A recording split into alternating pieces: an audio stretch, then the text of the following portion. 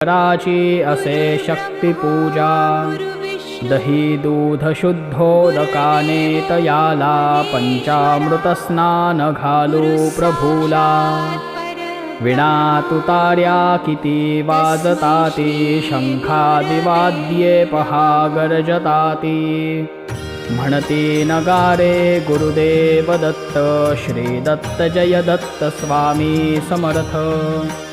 प्रत्यक्ष गंगा जलकुंभी आली श्री दत्त स्वामी सिया स्नान घाली